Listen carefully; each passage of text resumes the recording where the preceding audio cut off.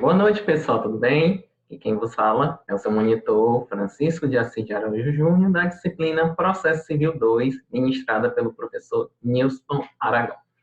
Bom, gente, já demos uma boa caminhada na nossa disciplina, na parte de execução, onde vocês já tiveram a oportunidade de terem um contato inicial com os conceitos, o que vem a ser uma execução.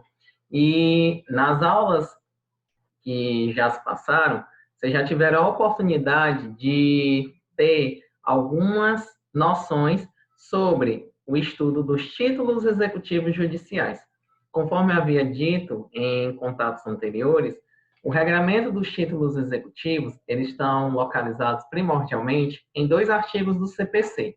O primeiro deles é o artigo 515, que trata dos títulos executivos judiciais, e o artigo 774, que trata dos títulos executivos extrajudiciais.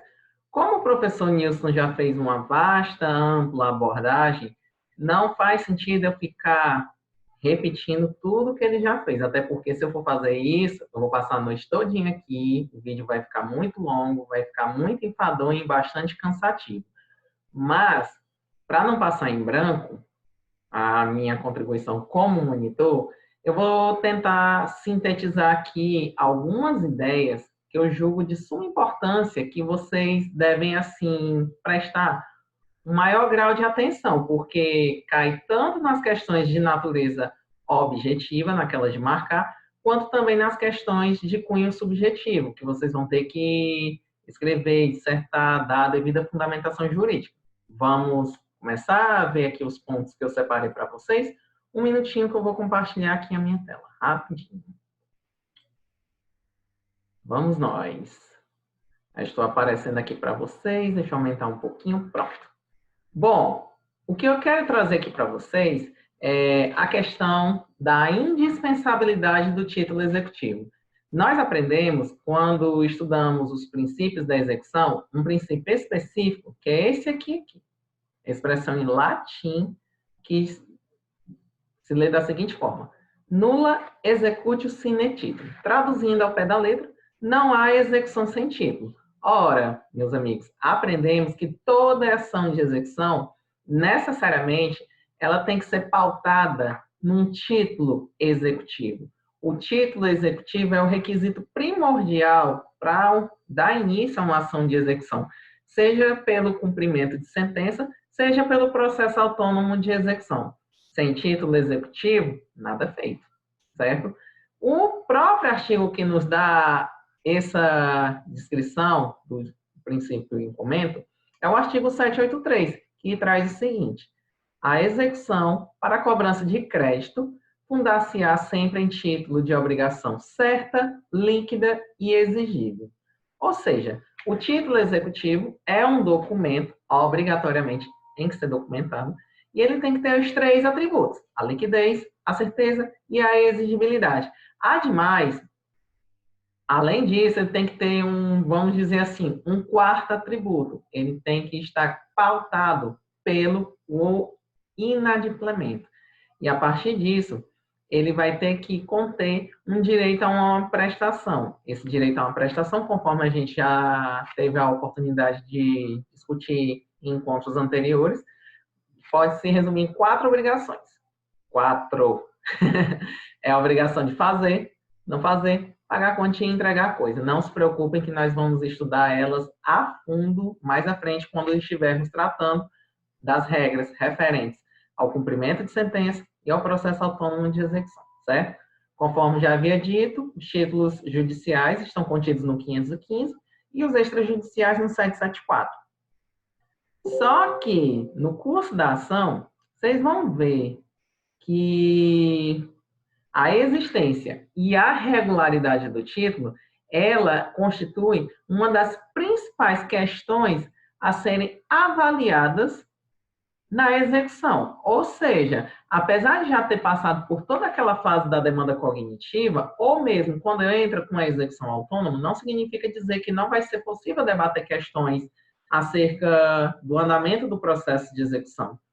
E Dentre aqui, eu já vou dar até um spoiler para vocês. Ó, na execução, vamos ter sim conhecimento de questões de mérito. Ou seja, e essas questões de mérito, fundamentadamente, embasam o que nós chamamos de tese de defesa do executado. Mas pode também ser utilizado pelo exequente a depender como é que ele vai utilizar, certo? Dentre as defesas, mas aqui a grande maioria são mesmo teses de defesa, o que é que se pode ser alegado quando se está numa ação de execução? Pode ser desde um juízo de admissibilidade, onde iremos ter a oportunidade de revisitar as regras da competência, se de fato existe o título executivo, se ele foi constituído de forma regular, se houve pagamento, compensação, prescrição, uma substituição ou mesmo uma alienação antecipada de um bem penhorado, se teve um incidente de desconsideração da personalidade jurídica, há um concurso de credores, há, há um ensejo de incidência das penalidades pelo cometimento das práticas de ato atentatório à dignidade da justiça, notadamente a fraude à execução, quando não é possível cumprir a obrigação de forma a assegurar a tutela específica ou pelo resultado prático equivalente, o que é que acontece? É conversão da obrigação em perdas e danos. Aí vai ser discutido também como é que vai ser essa conversão em perdas e danos. O título, ele tem o valor que está consubstanciado no título executivo, de fato, é aquilo que é devido? Esse título foi validamente constituído? Por exemplo, a obrigação, ela está sujeita a implemento de uma condição, um termo ou mesmo um encargo? A penhora, no âmbito da execução, foi realizada conforme os regramentos do CPC 2015? Ela é válida? Na hora de que o bem penhorado foi corretamente avaliado, foi devidamente validada essa avaliação? Ou mesmo, quando esse bem está sendo leiloado num leilão judicial, teve algum vício, seguiu o que o CPC 2015 preconiza? Tudo isso e mais são questões de mérito que vão ser debatidas, discutidas no curso da ação de execução. Mas o que eu quero apresentar para vocês é que a regra é que o título executivo, em regra, ele deve ser apresentado no seu original. Se você entrar com ação de execução com a cópia de um cheque, por exemplo, o juiz vai olhar para a tua cara, vai dar uma risada, vai dizer, pega o doido, e ainda vai enxergar o teu processo de execução, nem recebe. Portanto, o título tem que ser no original, tá? Só que eu também já trouxe para vocês que há uma flexibilização dessa regra. Por exemplo, por questões de motivo de segurança, notadamente nos processos de cunho físico. O crédito é de elevado valor e há um risco de perda. Acontecia muito. Entrava com ação de execução, um cheque de um valor altíssimo, aí as partes ficavam retirando os autos do cartório, do gabinete da secretaria, e nessas idas e vindas, o título executivo, ó, sumiu. E aí? Acabou a execução. O exequente perdia o direito dele, o executado ficava por isso mesmo, era uma confusão. Aí, para evitar esse tipo de coisa, é possível, sim, que o exequente se dirija ao cartório da vara, peça para que um servidor, pode ser o próprio diretor de secretaria, faça uma certidão atestando que, de fato, existe o título executivo, coloca-se a cópia da certidão na ação de execução e, todavia, que o juiz necessitar conferir o título, o exequente é intimado para apresentar esse título, tá bom?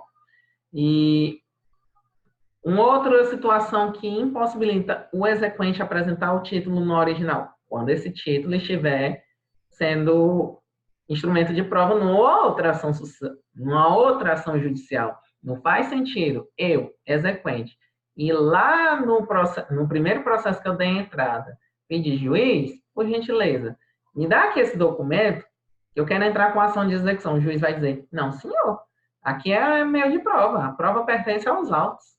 O máximo que eu posso lhe dar, meu caro, é uma certidão atestando a existência desse título, tudo e tal. Você quer? Aí, nesse caso, com essa certidão fornecida pelo diretor de secretaria, no âmbito da secretaria de vara, entra-se com a execução. Aquela questão do princípio da prova emprestada, por assim dizer, tem basicamente o mesmo fundamento. E Há a possibilidade da execução tramitar por anos e anos, e na prática isso acontece mesmo. O documento estraga, se extravia, fica velho, é perdido, só que em nenhum momento houve a impugnação do título. Então, atestou-se que, de fato, o documento existia, só que por razões alheias, notadamente por conta do tempo, ele se perdeu, mas não tem problema, a execução prossegue. Um outro ponto que eu quero falar para vocês é, tanto no artigo 515 quanto no artigo 774, eles estão regidos pelo princípio da tipicidade legal dos títulos executivos. Vamos, primeiramente, diferenciar dois terminhos que chega a trazer um certo grau de confusão na cabeça dos graduandos em direito. O que é a tipicidade? A tipicidade é aquilo que está autorizado por lei. E a taxatividade é aquilo que está prescrito na lei. Tanto no 515 quanto no 774, os dois artigos do CPC, trazem um rol de documentos que configuram como títulos executivos. Isso é decorrente tanto da tipicidade, que tem expressa previsão legal na lei, estão autorizados, mas também em conta da taxatividade, que tem aquela prescrição legal em lei. E se não estiver, em regra, a tipicidade legal é o substrato autorizativo na formação de todo e qualquer título executivo, de acordo com a doutrina, a majoritária. E se não tiver prescrição em lei, decorre do princípio nula título sine lege, ou seja, não há título executivo que não esteja expressamente previsto na lei. Só que o rol dos documentos, notadamente no artigo 774 do CPC 2015, é um rol taxativo, ou seja, só é título executivo aquilo que está de modo expresso lá no CPC 2015? Não, meus caros. Quando o CPC fala em taxatividade e tipicidade, é lei, de um modo geral. Ou seja, além do CPC 2015, poderá haver a previsão legal de títulos executivos na legislação extravagante, ou seja, em outra lei que não seja o CPC 2015. Eu trouxe aqui dois exemplos para vocês. O primeiro exemplo é acerca do que vem a ser uma nota promissória. Se vocês forem lá no artigo 774, vai dizer o que é uma nota promissória? Não. Onde é que está contido o regramento da nota promissória? Está contido aqui nesse decreto 57.673 de 66, que é a famosa LUG, Lei Uniforme de Genebra. É um decreto que foi internalizado, entrou no ordenamento jurídico pátrio e regula a constituição de um título de crédito específico chamado nota promissória, certo? Aí, basicamente, o artigo 75 do respectivo decreto traz todos os requisitos legais do que vem a ser uma nota promissória. Vou ler aqui para vocês rapidamente. A nota promissória contém denominação, nota promissória, tem que ver o nome, nota promissória, inserta no próprio texto do título, expressa em língua empregada para a redação do título, ou seja, nota promissória escrita em português, não pode vir um termo em espanhol, em italiano, em inglês, etc. E tal. Tem que ser nota promissória, porque isso vai ser cobrado aqui no Brasil, o idioma oficial é o português. A promessa pura e simples de pagar uma determinada quantia, a época do pagamento, indicação do lugar em que se efetuar o pagamento, nome da pessoa e assim sucessivamente. Então, basicamente, esse artigo 75 da Lei Uniforme de Genebra traz os requisitos do que vem a ser uma nota promissória. E, como a gente sabe, a nota promissória é um título de crédito. E o título de crédito, de modo geral, está no rol do artigo 774, que é um título extrajudicial. Um outro exemplo, o cheque. O cheque, ele tem uma lei própria, que é a Lei de 7.357 de 85. E o artigo 1º dessa referida lei traz, basicamente, os requisitos do que deve constar no cheque. Se falhar um desses requisitos, já era. Perdeu o título executivo extrajudicial, necessariamente você vai ter que entrar com ação de conhecimento para provar o teu direito, para constituir o título judicial para depois executar. Ou, se você quiser ir por um caminho mais célere, a depender da força do teu direito, pode se valer também da ação monitória, que tem um rito mais célere. Há controvérsias, assim, porque, de acordo com o regramento específico da ação monitória, ela só pode ser interposta para documentos que não tenham eficácia de título executivo. Mas, por outro lado, em razão da questão mesmo da vedação do acesso à justiça, que não pode, quando a parte pleiteia, é possível sim se validar a ação monitória, mesmo que você tenha uma prova de alto teor probatório, que reconheça aquela dívida. E se o caminho é mais célere, quem é o juiz para empatar você a entrar com a ação monitória, do que percorrer pelo caminho mais longo? Pense nisso. Mas ainda assim, temos vários outros tipos de títulos executivos que espalhados aí aos montes. E aqui trago uns exemplos para vocês. Inclusive, já está compartilhado no material, tá bom? Não vou perder tempo lendo isso aqui, mas só apresentando para vocês, tá bom? Vamos passar adiante. Um outro ponto que eu quero chamar a atenção, nós acabamos de falar que para ser título executivo judicial, ele tem que estar expressamente previsto em lei, Mas só que tem uma certa polêmica se é possível haver a formação de um título executivo a partir da celebração de um negócio jurídico processual. E, Júnior, o que é esse tal negócio jurídico processual? Vocês certamente devem estar lembrando do artigo 190 do CPC 2015, que é a cláusula geral dos negócios jurídicos processuais. Com a entrada em vigor do CPC 2015, deu-se forte ênfase à resolução de conflitos através de métodos autocompositivos, que você já tem uma vasta noção, que é a conciliação e a mediação, certo? E vamos ler aqui o que diz o artigo 190. Versando o processo sobre direitos que admitam autocomposição, é lícito às partes plenamente capazes estipular mudanças no procedimento para ajustá-lo às especificidades da causa e convencionar sobre os seus ônus, poderes, faculdades e deveres processuais, antes ou durante o processo. Ou seja, abrir um vasto leque de possibilidades para que as partes utilizem métodos autocompositivos de forma a valorizar a solução consensual dos conflitos. Isso é decorrência de um princípio chamado de autorregramento da vontade das partes, tal como está escrito aqui. E o objetivo desse princípio é exatamente permitir que as partes, no curso da ação judicial, façam convenções, transações entre si, vão negociar um pouco daqui, um pouco dali, até a gente chegar num consenso entre a gente e resolvermos por si só o problema que há entre nós. Ou seja, basicamente, o princípio do autorregramento da vontade visa conferir o exercício da liberdade processual, mas, claro, tem que respeitar aqueles requisitos da celebração dos negócios jurídicos, previstos lá no artigo 104 do Código Civil, certo?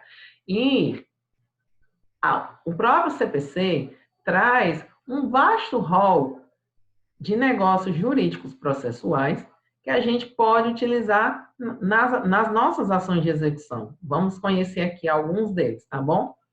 As partes, em um determinado momento do processo, notadamente o exequente, pode fazer a disponibilidade da execução, ou seja, ele pode não querer mais executar, extinguir o processo para executar no momento posterior, não pode querer utilizar de todas as medidas executórias, só parte delas. Aí é uma escolha dele, de questão de conveniência do exequente. Um outro exemplo, a opção pelo parcelamento da dívida. Entrou-se com a ação de execução. A execução, quando você entra como exequente, você quer receber a integralidade do crédito, mas só que vamos supor que é um valor estritamente elevado.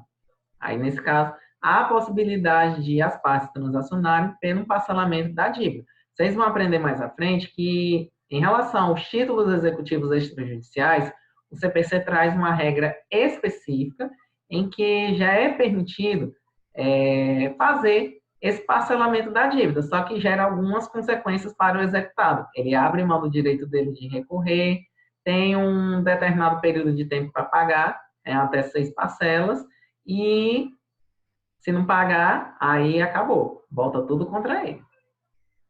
Nos títulos judiciais, não tem esse regramento expresso, mas é perfeitamente cabível por conta da celebração do negócio jurídico processual. Pode-se utilizar também a cláusula de eleição do foro, que é muito comum quando é celebrado nos contratos, pacto de impenhorabilidade, antes mesmo de entrar com a execução, as partes transacionam, ó, esse determinado bem aqui não vai ser penhorado, esse determinado bem aqui não vai ser penhorado, eles firmam, e o que for convencionado é aceito, contanto que respeite o artigo 104 do Código Civil, que traz os requisitos do negócio jurídico. Agente capaz, objeto lícito, possível, determinado, sem vícios. E várias outras modalidades de negócios jurídicos processuais com os respectivos artigos, ou melhor dizendo, as respectivas indicações dos artigos que a gente vai estudar no transcurso do nosso curso, tá bom? Só que nós temos aqui uma indagação. É possível. A gente acabou de ver anteriormente que para ser título executivo necessariamente tem que ter previsão legal, em razão do princípio da taxatividade e da tipicidade legal. Só que é possível as partes celebrarem, de acordo com a regra da cláusula geral de abertura do artigo 190, fazer um negócio jurídico processual e formalizar entre elas um título executivo. Eis a questão. Nós temos duas correntes. Uma é a majoritária. O que é que a majoritária diz? A majoritária defende a taxatividade legal, ou seja, para ser título executivo, somente o que estiver descrito na lei, em razão do nulo executio sine título. Ou seja, para ser título executivo, obrigatoriamente tem que estar descrito ou no CPC ou na legislação extravagante, em decorrência de uma imposição estatal, ou seja, taxatividade, tipicidade, expressa previsão legal em lei. Isso é o que diz a corrente majoritária. Se o título executivo não estiver previsto em lei, não é título executivo e acabou-se, de acordo com a corrente.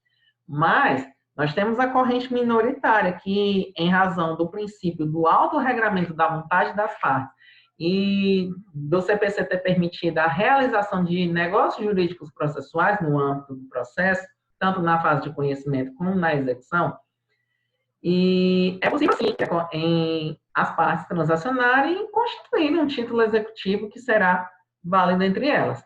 Aí, nós temos vários exemplos. Uma cláusula executiva, uma cláusula de execuibilidade condicionada, uma cláusula de exclusão da executividade, um pacto de não exequendo, os negócios jurídicos sobre as impenhorabilidades, os negócios jurídicos sobre os meios executórios. Essa questão, infelizmente, ainda não está devidamente pacificada. Ainda tem muita controvérsia. A majoritária diz que para ser título executivo, desculpa, necessariamente tem que ter previsão legal, mas a minoritária diz que, em defesa do autorregramento da vontade das partes, é possível, sim, atribuir força executória às convenções celebradas entre os particulares no âmbito de um processo judicial. Qual que está correto? Vocês tomem o devido posicionamento de vocês, tá bom? Uma outra coisa que eu quero trazer para vocês é a questão da opção pelo processo de conhecimento. Vamos ver aqui a regra do artigo 785 do CPC. Ele nos diz o seguinte: a existência de título executivo extrajudicial não impede a parte de optar pelo processo de conhecimento, a fim de obter título judicial. Como assim? Que loucura é essa? Eu não já tenho um título extrajudicial? Se eu estou com um título extrajudicial, eu já tenho todos os atributos. Tenho a certeza, tenho a liquidez, tenho a exigibilidade e tenho um atributo do inadimplemento. Eu não precisaria passar pelo rito da ação de conhecimento. Já poderia simplesmente entrar com a execução e seguir na cobrança do meu crédito. Só que, às vezes, vai depender como é que esse título foi formalizado. Lembra daquelas questões que eu apresentei para vocês aqui anteriormente? Ó? Vamos supor que exatamente houve um questionamento nisso aqui, se houve isso aqui, o crédito foi devidamente constituído, atendeu os requisitos formais na constituição do título, gera dúvidas. Desatender um desses critérios é assim, ó. para o executado botar uma defesa, derrubar e acabar, ou melhor dizendo, fulminar com a tua execução e tu ficar assim, ó, chupando o dedo, literalmente. Vai perder tempo, vai perder dinheiro, vai gastar dinheiro com o executado, com um advogado e ainda vai ter muita raiva. Só que, para evitar isso, para evitar isso, o próprio CPC 2015 traz uma alternativa que é muito viável para o exequente, para diante dessa situação, mesmo que ele tenha um título extrajudicial, ele submeter esse documento, só que uma vez submetendo esse documento, o título extrajudicial passa a ser uma prova documental, para embasar a ação de conhecimento. E após os devidos trâmites burocráticos, que vocês aprenderam lá no processo civil 1, na ação de conhecimento, obter o título judicial. Isso, gente, é uma forma de respeito à estratégia postulatória do exequente. Ou seja, eu, como exequente, eu vou avaliar se o meu título foi devidamente constituído. Notadamente, o extrajudicial está devidamente constituído, atendeu os requisitos legais, não tem como o executado derrubar ele facilmente. Se eu ver que, de fato, é difícil para o executado derrubar, para que eu vou entrar com ação de conhecimento? Já sigo direto com a execução. Só que, se eu tenho dúvidas, se o valor está devidamente constituído, há um vício na formação desse título executivo e extrajudicial, dentre outras características que o executado com o olho clínico ele vai visualizar e vai dizer, entra com execução contra mim para ver o que acontece, derrubo na hora, meu caro. E aí?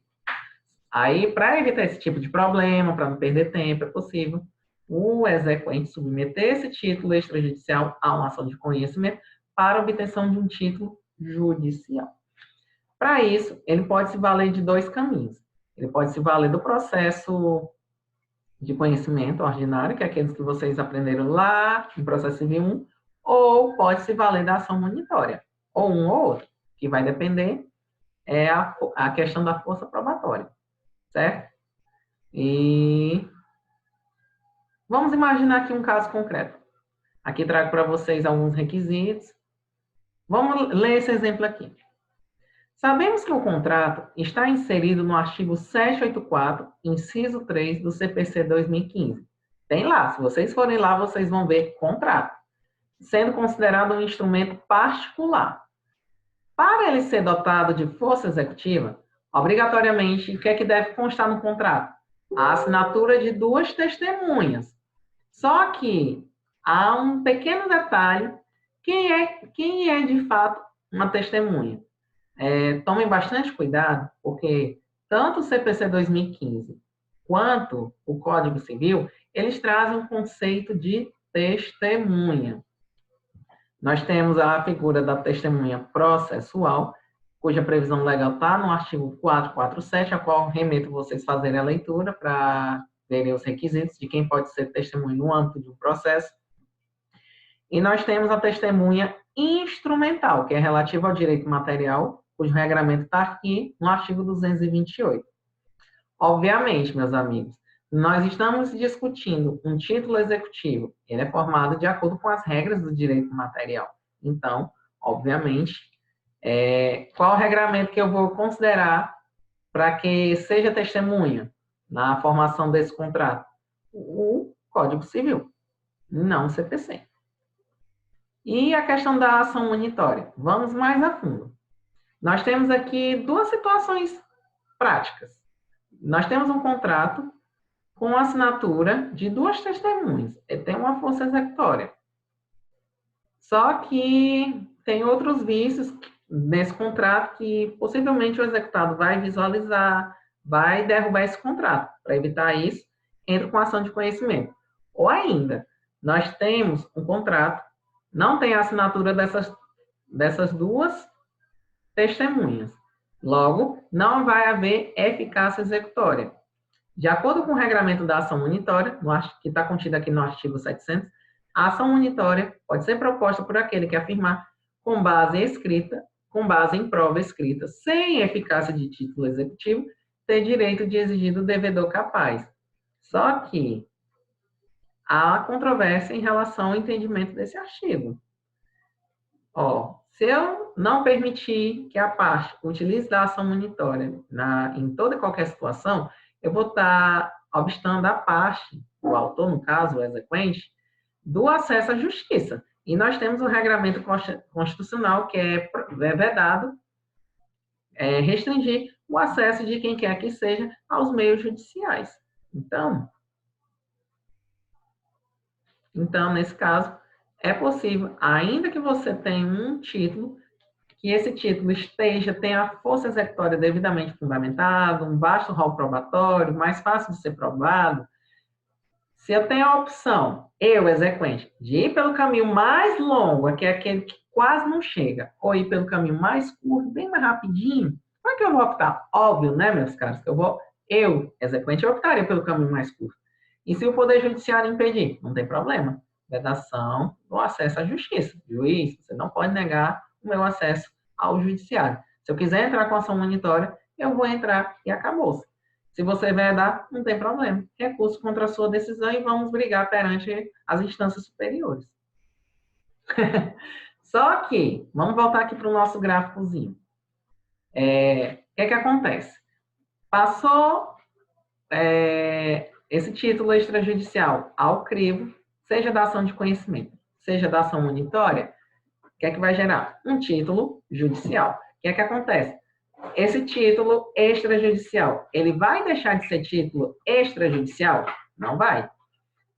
Nós vamos ter um documento, e esse único documento vai ser consubstanciado em 2 títulos executivos. Nós temos o título extrajudicial e nós temos o título judicial, certo? E com isso, tanto um ou outro, e a partir disso, nós temos o mesmo documento consubstanciado em 2 títulos. Aí, nesse caso, é uma opção do exequente. Ou eu entro pelo cumprimento de sentença, ou entro pela ação de execução. Obviamente, não vou poder entrar com os 2. Caso contrário, vai ensejar a litispendência. Certo? Um outro ponto que eu quero chamar a atenção de vocês é a questão do título executivo extrajudicial estrangeiro. Vamos dar uma lidinha aqui nesse regramento. São títulos executivos judiciais cujo cumprimento dar-se-á de acordo com os artigos a seguir, previstos nesse título. Inciso 8, a sentença estrangeira homologada pelo STJ. E no inciso 9, a decisão interlocutória estrangeira após a concessão do exequatur, a carta rogatória também pelo STJ. Tomem bastante cuidado nas questões, e principalmente nas questões objetivas, que é que costuma acontecer. São títulos executivos judiciais, aí dá uma relação completa. Aí coloca simplesmente aquele rol lá do 515, porventura cai. Sentença estrangeira, vírgula, decisão interlocutória estrangeira, vírgula. Isso, meus caros, simplesmente por ser uma sentença estrangeira ou mesmo uma decisão interlocutória estrangeira é título judicial? Nananina, não. Para ser título judicial, no caso a sentença estrangeira, tem que passar por um procedimento que é realizado pelo STJ, que é chamado de homologação de sentença estrangeira. No caso da decisão interlocutória estrangeira, obrigatoriamente tem que passar por um procedimento a ser realizado pelo STJ, que é a nossa concessão do exequatur. Se não tiver essas alternativas, vier só sentença estrangeira, decisão interlocutória estrangeira, marque errado, que vai estar falso. Agora vamos dar uma olhada no contraponto aqui, no artigo 784. São títulos extrajudiciais. Os títulos executivos extrajudiciais oriundos de país estrangeiro não dependem de homologação para serem executados. Ou seja, diferentemente de uma decisão estrangeira, seja uma sentença, seja uma decisão interlocutória, um título extrajudicial não precisa passar por esse crivo burocrático previsto a ser realizado pelo STJ. Mas não significa dizer que a lei não condicionou alguns requisitos para que esse título extrajudicial venha a ser executado aqui no Brasil. No caso, o parágrafo 3º traz os seguintes requisitos. Primeiramente, o título extrajudicial ele tem que ter a formação exigida pela lei do lugar da sua celebração. Vamos supor, foi feito um contrato de importação de mercadorias, certamente foi celebrado de acordo com as regras lá dos Estados Unidos. Então, necessariamente, esse contrato vai estar regido de acordo com as regras previstas nos Estados Unidos. Só que, além disso, obrigatoriamente, esse título tem que indicar o Brasil como lugar para o cumprimento da obrigação. Ok, a obrigação foi constituída. A obrigação foi constituída com base nas normas de direito internacional, mas a obrigação ela vai ser cumprida aqui no Brasil. Atender esses requisitos, independentemente de homologação a ser feita pelo STJ, é possível executar esse título executivo extrajudicial. E tomem bastante cuidado. Aqui trouxe para vocês no material um resuminho, como é o funcionamento do procedimento da homologação da sentença estrangeira, da concessão do exequatur. Basicamente, a previsão está aqui no artigo 961. Os requisitos estão no 963. E, no caso de uma medida de urgência, é possível haver a postergação do contraditório. Então, muito cuidado com isso aqui também. Resumindo a história. Se for um título executivo judicial estrangeiro, se for uma sentença estrangeira, obrigatoriamente, homologação pelo STJ. Se for uma decisão interlocutória estrangeira, obrigatoriamente, concessão do exequatur à carta rogatória pelo STJ. E os títulos extrajudiciais estrangeiros não dependem de homologação para serem executados, mas tem que atender aos seguintes critérios. Tem que satisfazer aos requisitos legais do local para a sua celebração, de acordo com as normas do direito internacional, e haver neles a indicação do Brasil como lugar para o devido cumprimento, certo? Um outro ponto que eu trago aqui para vocês é a tramitação simultânea do processo de execução e do processo de conhecimento. Vocês acham que já temos uma execução em tramitação e o executado quer discutir alguma coisa, alguma validação dessa cobrança, ele vai entrar com ação de conhecimento, a famosa ação anulatória de obrigação. Nesse caso, o simples fato dele ter entrado com essa ação anulatória vai prejudicar de alguma forma a execução? Em regra, não. Vamos ver o que é que diz o parágrafo 1º do artigo 784. A propositura de qualquer ação relativa a débito constante de título executivo não inibe o credor de promover a execução. Ou seja, mesmo que eu tenha a execução tramitando, se ele entrar com ação anulatória, a execução vai prosseguir do mesmo jeito. Se a ação anulatória for procedente, entra-se posteriormente com a repetição do indébito, sem problema algum. Só que temos também a questão da apresentação das defesas heterotópicas, que são as defesas trazidas lá na ação anulatória, que é a típica ação de conhecimento que o executado entra para tentar desconstituir a obrigação formalizada no título. E dentro dessas defesas heterotópicas, ele pede uma coisa chamada tutela antecipada. Por exemplo, foi intentada uma ação declaratória de inexistência de relação jurídica entre credor e devedor. Ou seja, por que esse abestado ele está entrando com a execução contra mim se eu nunca fiz um negócio com ele? Não tem cabimento. Aí, para ele não se ver privado do patrimônio, nessa ação de conhecimento ele pede uma coisa chamada tutela antecipada. Não importa, gente, se primeiro for interposta a ação anulatória ou a ação de execução, ou uma ou outra. Não importa quem entrou primeiro.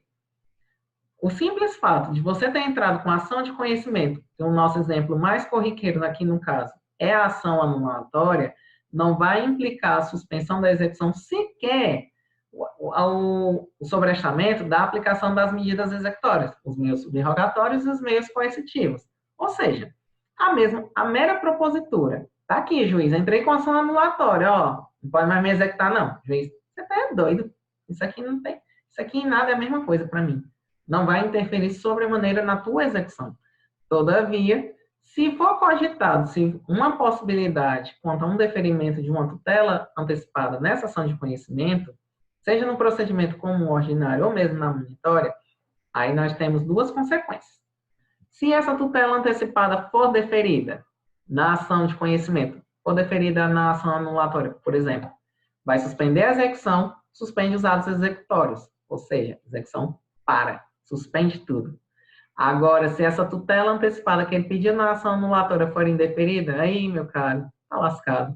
Não vai suspender a execução e ainda vai sofrer a aplicação das medidas executórias, sejam elas típicas, atípicas, meios subrogatórios, meios coercitivos. E o último ponto aqui que eu quero falar para vocês, para nós terminarmos. E o último ponto que eu quero falar para vocês é a questão da sentença penal condenatória, cujo regramento legal está aqui no artigo 515. A ação penal condenatória, a sentença penal condenatória, ela obviamente não vem numa ação civil, ela vem numa ação penal. O regramento está aqui, ó. Vamos ler.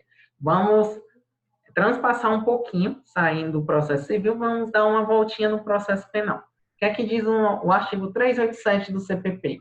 O juiz proferirá, ao proferir sentença condenatória, inciso 4, fixará um valor mínimo para a reparação de danos causado pela infração, considerando os prejuízos sofridos pelo ofendido.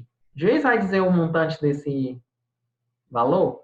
Ele vai dar um valor mínimo, não vai dar o valor exato. E mais, olha o que diz o artigo 63 do CPP.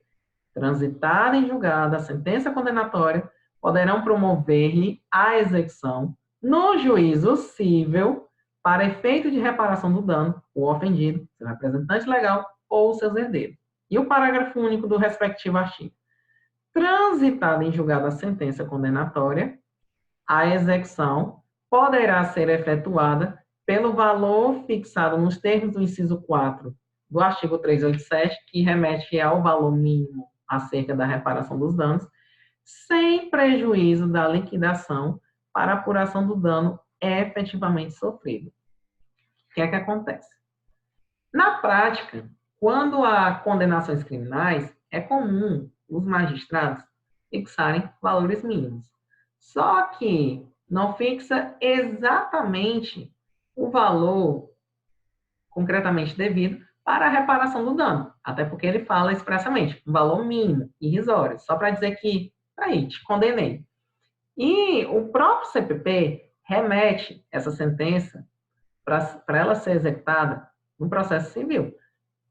A finalidade do processo penal é apurar o crime e a respectiva responsabilização, que pode culminar numa condenação ou mesmo a absolvição, a depender de como o processo penal andou. Agora, saindo do processo penal, voltando para o processo civil.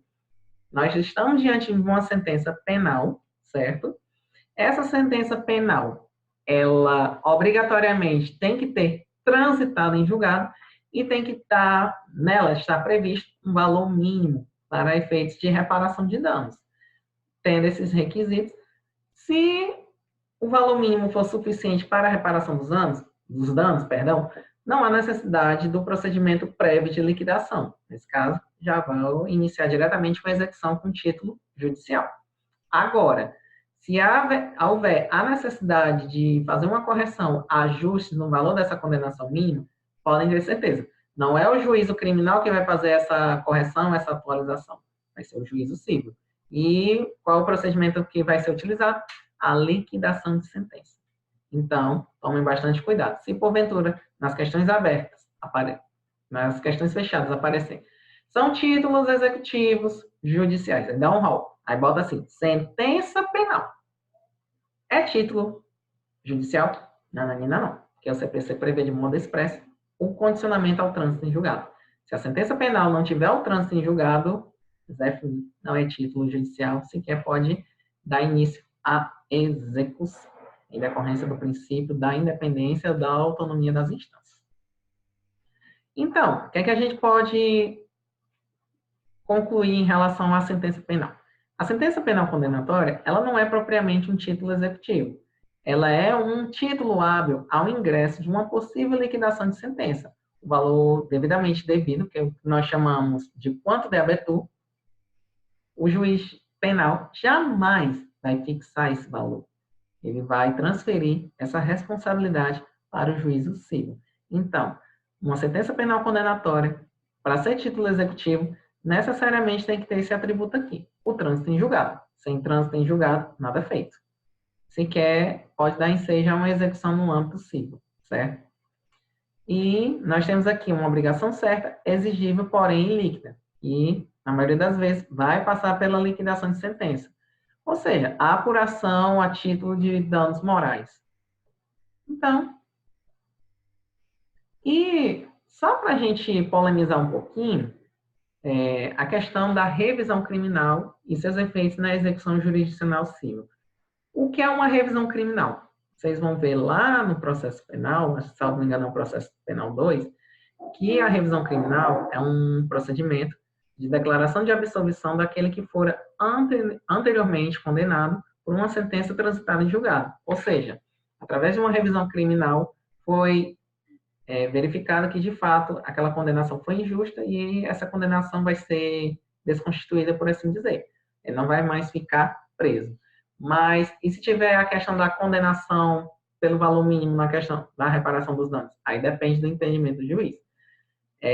Pode ser mantida essa questão da reparação dos danos pelo valor mínimo, ou pode cair tudo. O que vai decidir é o caso concreto que a ser apurado lá na sentença penal. Mas aí depende. Vamos supor que tivemos uma execução, ou melhor dizendo, vamos supor que nós tivemos uma sentença penal condenatória, fixou valores mínimos para reparação de danos, mas o exequente ainda não deu início aos atos de execução. E veio, no curso do processo penal, a revisão criminal. E a sentença penal, transitada em julgado, ela foi desconstituída. O que é que acontece com esse título que você tinha anteriormente, meu caro? Se a sentença, no âmbito da esfera criminal, foi desconstituída e caiu tudo, acabou o teu título executivo. Então, você não vai executar nada contra esse apenado.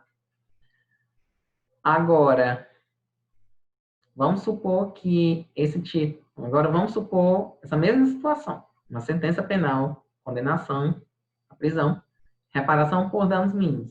Pegou, ela transitou em julgado. Você foi lá no juízo civil, entrou com a ação de execução. Só que veio a revisão criminal.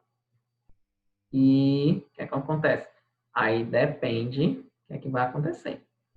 Se a sentença for totalmente desconstituída no âmbito penal, acabou o teu título executivo. Mesmo que você tenha entrado com a ação de execução, acabou, morreu. Perda superveniente do título. Extinção com base no artigo 485, que é a perda do objeto. Agora, vamos supor que tivemos a revisão criminal, desconstituiu apenas a pena de prisão, mas manteve a obrigação pela reparação dos danos mínimos. Nesse caso, não vai excluir a responsabilidade civil. Então, nesse caso, é possível sim, mesmo que a sentença penal tenha passado por um procedimento de revisão criminal, não foi desconstituída a obrigação pela reparação mínima e não tenha sido objeto de uma prescrição penal, mesmo que o exequente já tenha iniciado os atos executórios e a execução dele tenha sido satisfeita, uma vez havida a revisão criminal, o apenado, que é hora executado, não vai poder pleitear do exequente a repetição do indébito. Tipo assim, eu fui preso, fui condenado à reparação dos danos. O exequente entrou com ação de execução contra mim. Eu paguei a reparação. Só que na revisão criminal, o que aconteceu? A sentença foi desconstituída. Só que a obrigação pela reparação dos danos mínimos foi mantida. Exequente, devolveu o que eu recebi do apenado? De jeito nenhum. Aqui, fundamentação. Não excluiu a responsabilidade civil. Se não excluiu a responsabilidade civil, a execução foi feita de modo correto, não há que se falar em repetição de indébito. Agora, se houver a exclusão da responsabilidade civil, a lei penal traz as seguintes hipóteses. Na situação de legítima defesa, ou que você não é o autor do fato, aí, nesse caso, há um cometimento total de injustiça. Eu fui preso, fui condenado a reparar os danos. O exequente me executou, paguei tudo. Aí eu pedi a revisão criminal, desconstituí a sentença. Não sou sequer obrigado ao pagamento dessa indenização. Exequente, leva mal não, mas eu vou te executar. Uma ação de repetição de indébito. Tudo que eu paguei você vai me devolver. Então, é isso que diz. E então, meus amigos, basicamente é isso que eu trago aqui para vocês em relação aos pontos mais importantes da referente aos títulos executivos, judiciais e extrajudiciais. Tenham todos uma boa noite e até a próxima.